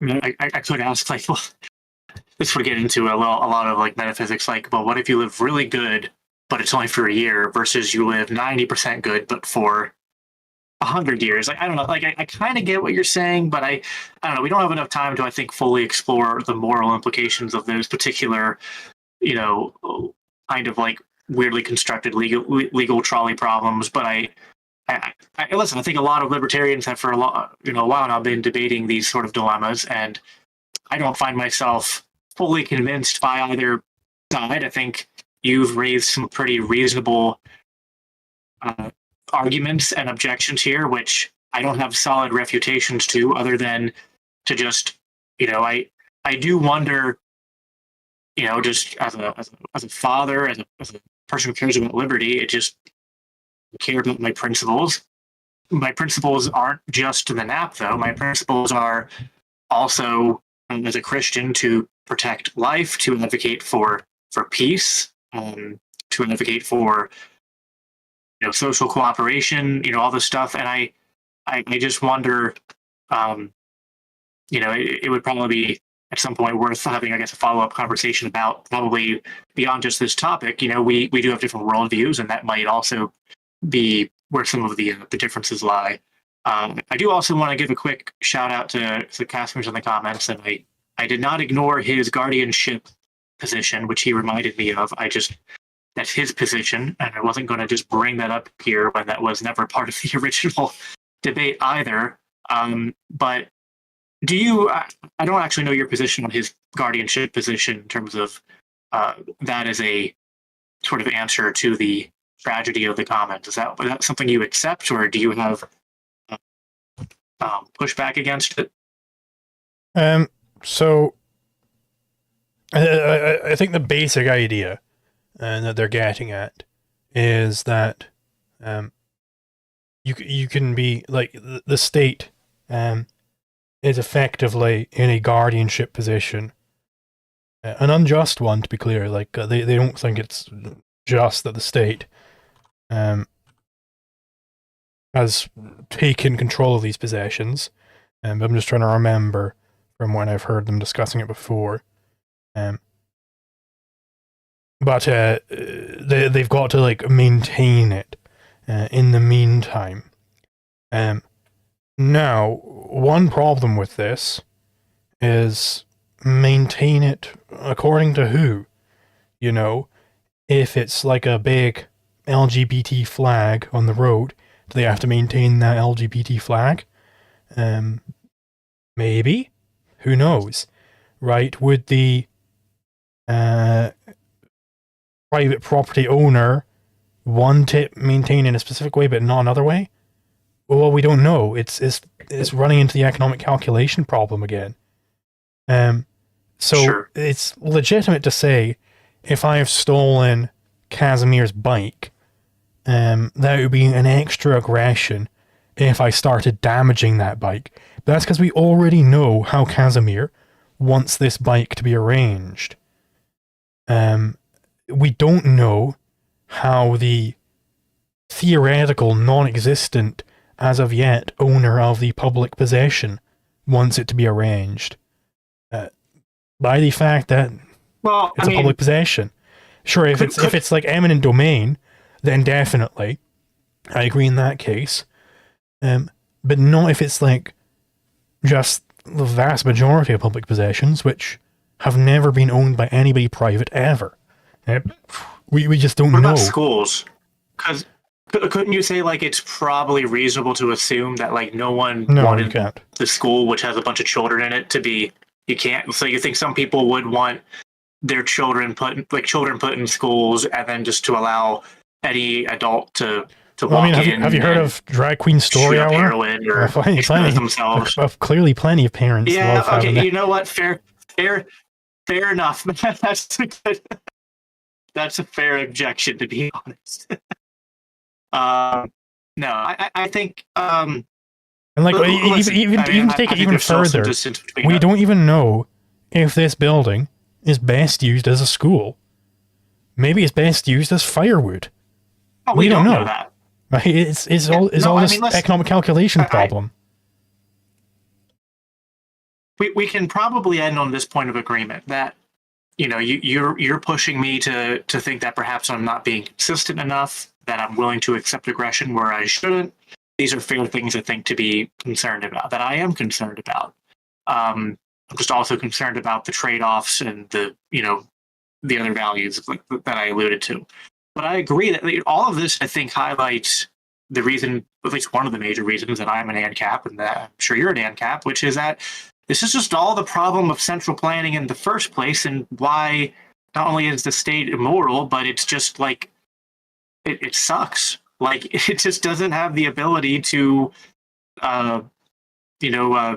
just scoop up resources from the population and then, creating all these public spaces to be used with all these arbitrary rules and distinctions. Like, it's not a good way to organize society, which is kind of what the tragedy of the commons points to in the first place. And we do agree on the ultimate prescription of the society we want. We still have some disagreements in terms of what we want to do to get there, but I've enjoyed this conversation.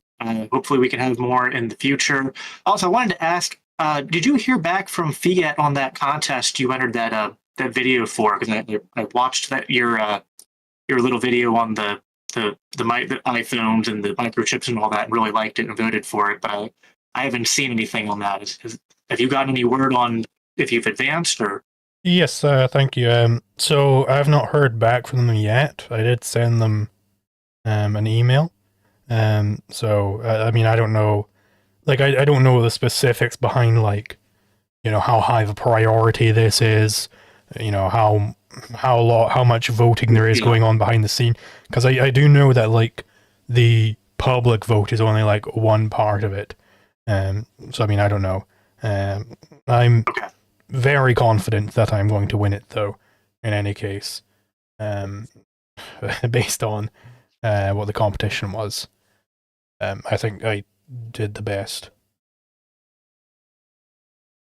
Yeah, no, it was a very, very well made video. So, but yeah, no, I would encourage everyone on my side watching this that, despite some of the gap between Zulu and I on things, and there's been some bad blood in the past, and I can't speak for if you've what your views are of me, but I've watched your content more.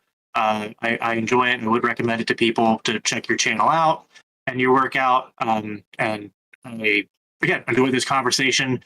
That's my closing thought is basically what I already said, which is that we, this hopefully, even if we haven't convinced each other or the audience, is just a demonstration of the ultimate failure that is the state and central planning and fiat and all of that. So if you have anything you want to say in closing before we hop off, I'll give you the last word.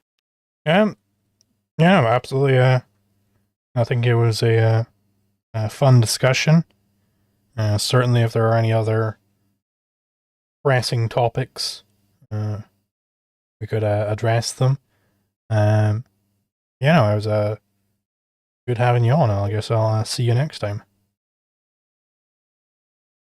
Yeah, no, for sure. I mean, I'll probably, maybe we can do something and explore, because I know you're more of an objectivist and I have the Christian. Maybe we could, have a friendly debate over which makes a better foundation for a libertarian society or something like that. I don't know. We can workshop something like that. But yeah, no, man, I appreciate you having the conversation. Had a lot of fun with it, and to my audience, I'm going to sign off now. So yeah, make sure you give, if you're watching wherever you're watching this, my video, my channel, or Zulu's on his channel, make sure you subscribe to our channels and give it a thumbs up.